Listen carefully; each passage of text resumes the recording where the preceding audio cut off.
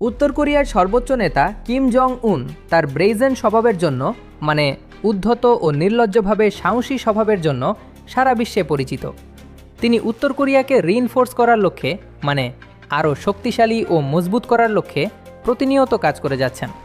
এই লক্ষ্যে তিনি আনফ্লিঞ্চিংভাবে, মানে সম্পূর্ণ অটল ও নির্ভীকভাবে একের পর এক কঠিন সিদ্ধান্ত নিয়ে থাকেন।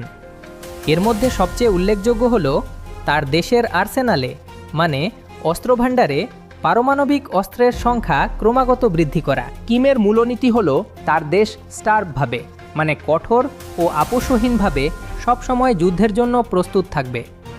এই নীতির কারণে পশ্চিমা বিশ্বের সাথে, বিশেষ করে আমেরিকার সাথে প্রায়ই ডিসকর্ড লক্ষ্য করা যায়, মানে তীব্র মতবিরোধ ও দ্বন্দ্ব লক্ষ্য করা যায়। আমেরিকা বিভিন্ন ছল ও শিকেনারি করে, মানে ধোঁকাবাজি ও কূটকৌশলের আশ্রয় নিয়ে বহুবার চেষ্টা করেছে উত্তর কোরিয়ার রিজিম ব্যবস্থা পরিবর্তন করার জন্য, মানে বর্তমান শাসন ব্যবস্থা পরিবর্তন করার জন্য। তবে প্রতিবারই তারা ব্যর্থ হয়েছে। অন্যদিকে চীনের সাথে কিমের অ্যামিটিপূর্ণ সম্পর্ক রয়েছে, মানে গভীর বন্ধুত্ব ও সৌহার্দ্যপূর্ণ সম্পর্ক রয়েছে। চীন আনিকুইভোকালভাবে কিমকে সমর্থন করে আসছে, মানে সম্পূর্ণ দ্বিধাহীন ও স্পষ্টভাবে কোনো প্রশ্ন ছাড়াই কিমকে সমর্থন করে আসছে। বন্ধুরা, আজকের গল্প থেকে আমরা যে শব্দগুলো শিখলাম সেগুলো একবার ঝালাই করে নিই।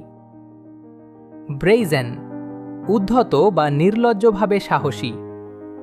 রিইনফোর্স, শক্তিশালী করা। আনফ্লেঞ্চিং, অটল ও নির্ভীক।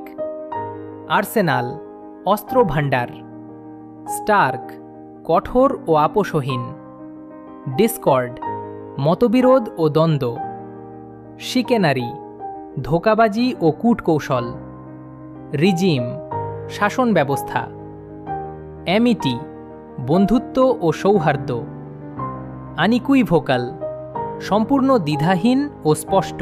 আজকের ভিডিওটি যদি আপনার বিন্দুমাত্র উপকারে এসে থাকে তাহলে এখনই ভিডিওতে একটি লাইক দিন, আর আমাদের চ্যানেলটি এখনও সাবস্ক্রাইব না করে থাকলে এখনই সাবস্ক্রাইব করুন, কারণ প্রতিদিন এভাবেই নতুন গল্পের মধ্য দিয়ে নতুন নতুন ইংরেজি শব্দ শেখার সুযোগ পাবেন।